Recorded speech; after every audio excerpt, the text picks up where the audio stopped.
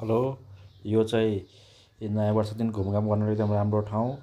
यो चाहिँ बुढालकिन्टले माथि श्री चैतन्य गुम्बा।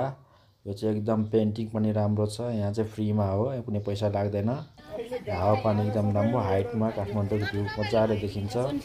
तपाईँहरू झुल्न जान सक्नुहुन्छ। यो चाहिँ बुढालकण्ठदेखि अलि माथि डाँडामा रहेको छ। त्यसको नजिकै चाहिँ शिवपुरी राख्ने कुञ्ज पनि रहेको छ।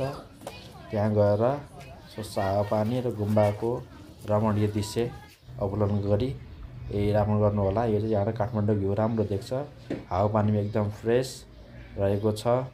एकदम राम्रो लाग्यो मलाई घुमेर। तपाईँहरू पनि घुम्न जान सक्नुहुन्छ। Please share my channel, subscribe, like, comment गर्नुहोला। यहाँ चाहिँ एकदम राम्रो छ। मलाई एकदम राम्रो लाग्यो। काठमाडौँ भ्यू मजाले देखिन्छ। कुनै पैसा लाग्दैन। मानिसहरू यहाँ चाहिँ आउने गर्छन् र भगवान् बुद्धको दर्शन गर्ने गर्छन् र गुरुजीको पनि दर्शन गर्ने गर्छन्। एकदम पर्यटकीय धार्मिक स्थल रहेको छ। तपाईँहरू आएर घुमेर गरिदिनु होला र यो भिडियो हेरेर लाइक, कमेन्ट, सेयर, सब्सक्राइब गरिदिनु होला। प्लिज, धन्यवाद।